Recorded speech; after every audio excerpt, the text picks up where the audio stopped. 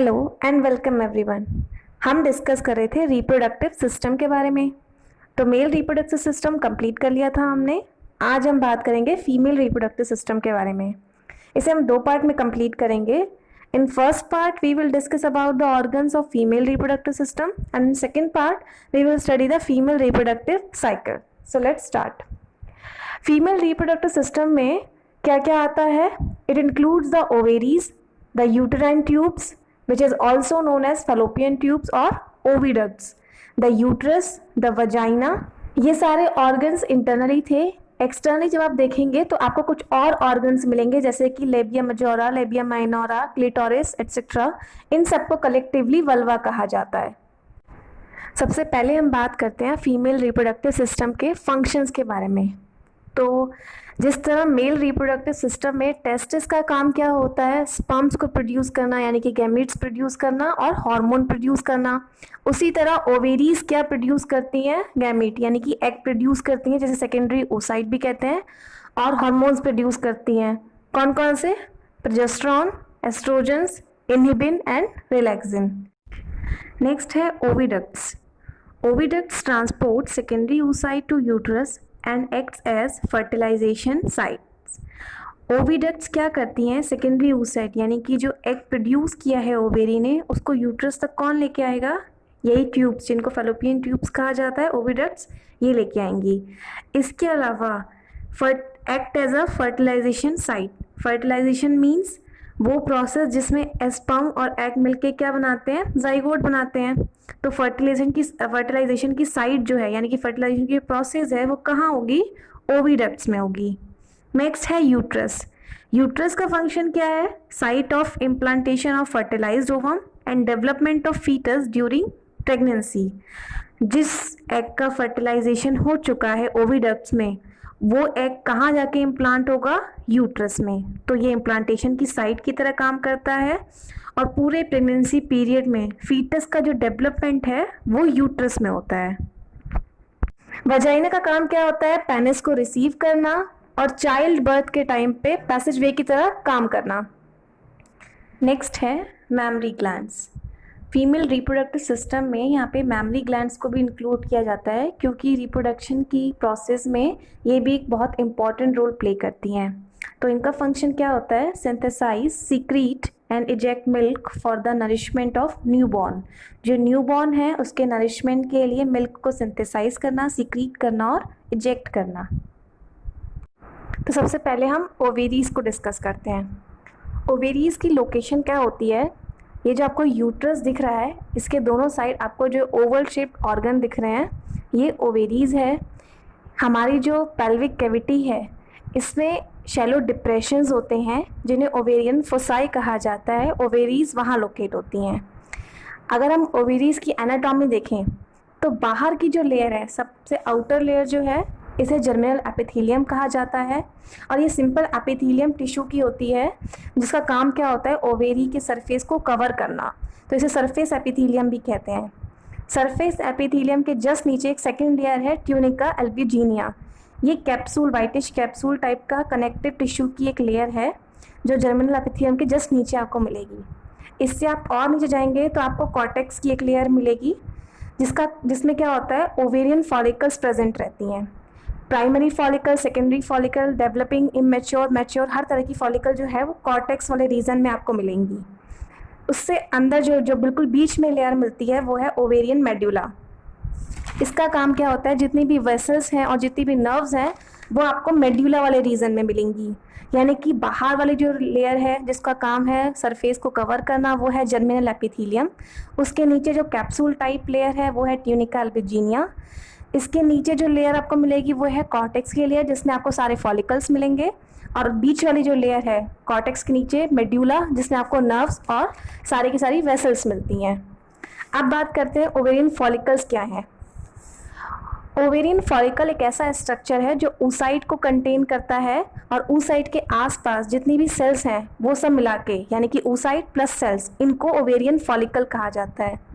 अगर किसी oocyte यानी कि एग के आसपास सिंगल लेयर है सेल की तो वो फॉलिकुलर सेल्स होता है, और धीरे धीरे डेवलपमेंट की प्रोसेस के बाद जब उसमें बहुत सारी लेयर्स आ जाती हैं सेल्स की तो उसे ग्रेन्युलोसा सेल्स कहते हैं।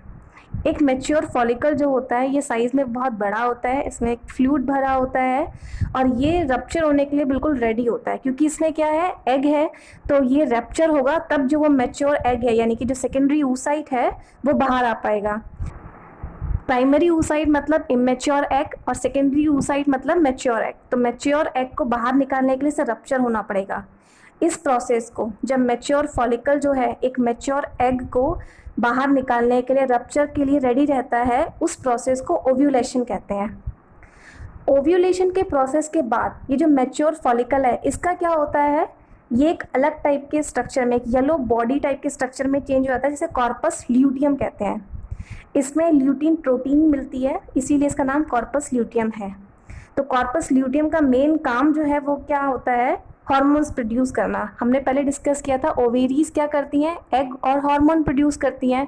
तो एग जो है वो प्रोड्यूस वो हुए फॉलिकल में और हार्मोन्स प्रोड्यूस करेगा कॉर्पस ल्यूटियम। और ये हार्मोन्स तब तक प्रोड्यूस करता है जब तक ये फाइब्रस स्कार टिश्यू यानी कि कॉर्पस एल्बिकन्स में रीजनरेट नहीं हो जाता।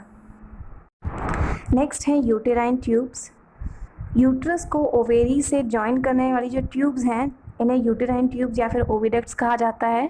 ये 4 पोर्शंस में डिवाइड है।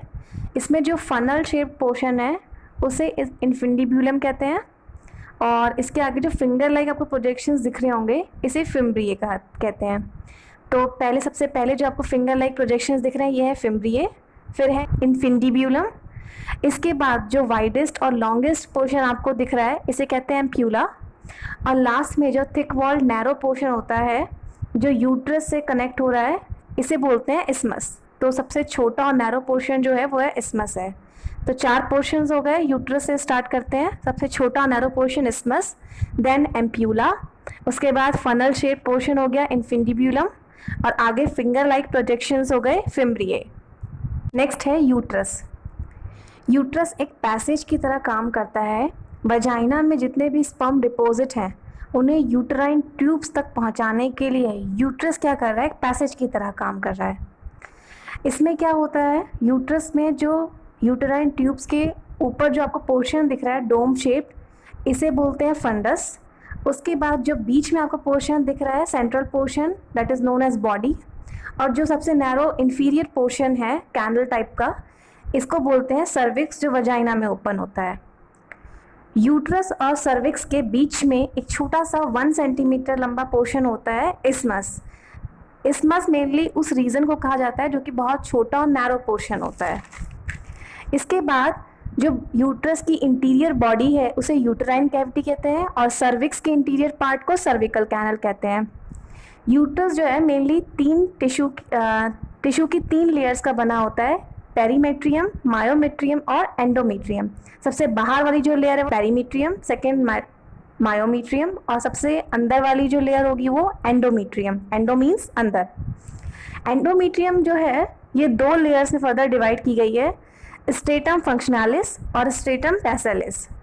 स्ट्रेटम फंक्शनलिस जो है ये यूटेराइन कैविटी को लाइनिंग करने वाली एक लेयर है जो हर मेंस्ट्रुएशन में शेड ऑफ हो जाती है, और जो डीपर लेयर है स्ट्रेटम बेसिलिस ये परमानेंट लेयर है, और हर मेंस्ट्रुएशन के बाद जो स्ट्रेटम फंक्शनलिस है उसको राइज करती है। तो स्ट्रेटम फंक्शनलिस जो है ये परमानेंट नहीं है, ये टेम्पररी है, हर मेंस्ट्रुएशन में ये शेड ऑफ हो जाएगी, और इसको बनाने वाली जो लेयर है वो है स्ट्रेटम बेसिलिस। अब है वजाइना। वजाइना एक ट्यूबुलर पार्ट है, ये 10 सेंटीमीटर लॉन्ग होती है और एक फाइब्रोमस्कुलर कैनाल है। इसमें म्यूकस मेम्ब्रेन की लाइनिंग होती है। It act as a receptacle for penis during sexual intercourse, outlet for menstrual flow and passage way for child birth. Vagina और सर्विक्स जहाँ अटैच होते हैं उस पार्ट को फॉनिक्स कहा जाता है, उसके अलावा एक बहुत thin fold vascularised mucous membrane जिसे हाइमेन कहा जाता है वजाइना के इंफीरियर एंड पे मिलती है, जो उसकी ओपनिंग को पार्शियली क्लोज कर देती है। अब बात करते हैं एक्सटर्नल ऑर्गन्स की, जिन्हें कलेक्टिवली हमने वल्वा कहा था। इसमें मेनली लेबिया मजोरा, लेबियम माइनोरा और क्लिटोरिस को इंक्लूड किया जाता है। When we see the female reproductive system externally, we will find two large hair-covered folds of skin, which is known as labium majora. Then two small folds just inside the majora, which is known as labia minora, and a button-like structure, which is known as clitoris. These labium majora and labium minora form a foreskin for the glans clitoris.